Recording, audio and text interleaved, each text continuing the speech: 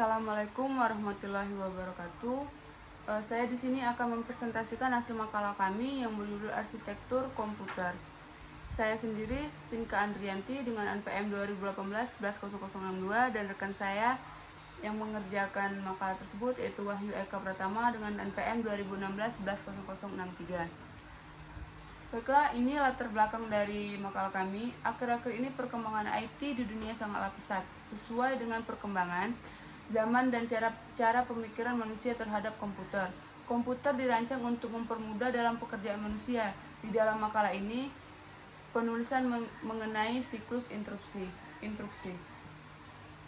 Rumusan masalah seringkali dipertanyakan, apa pengertian siklus instruksi, apa kegunaan siklus instruksi, bagaimana cara kerja siklus instruksi, dan apa fungsi tujuan siklus instruksi CPU.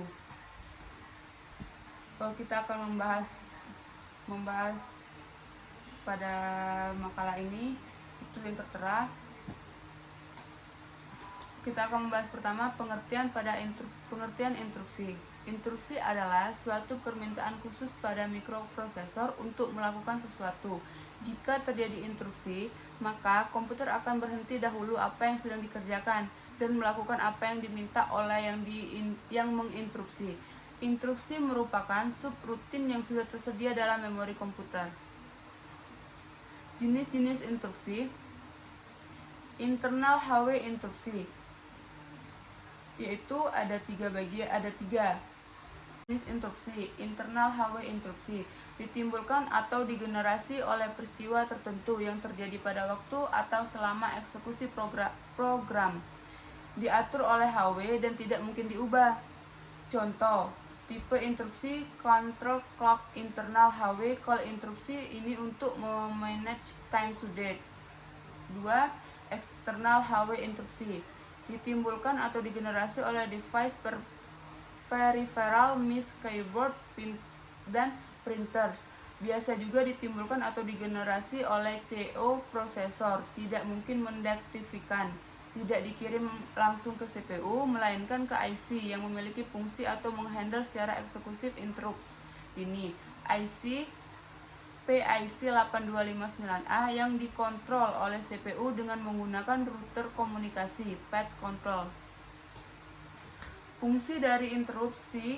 Fungsi interupsi salah satunya adalah sebuah mekanisme penghentian atau pengalihan sementara pengelolaan instruksi dalam CPU kepada runtime instruksi yang mana tujuan secara umumnya yaitu untuk memanajemen pengeksekusian runtime instruksi agar efektif. Baiklah, ini siklus instruksi yaitu ada begin, fetch next, decode, sama execute. Ini juga proses decoding, instruction register opcode, dan instruction decoder. Bisa kalian lihat pada gambar. Selanjutnya, proses hasil penyimpanan kembali ke memori.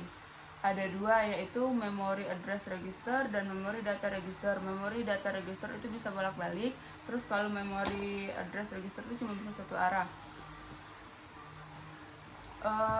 Ini proses eksekusi. Proses eksekusi itu ada dua, eksekusi CPU ke memori atau ke modul dan operasi internal CPU. Bisa kalian lihat.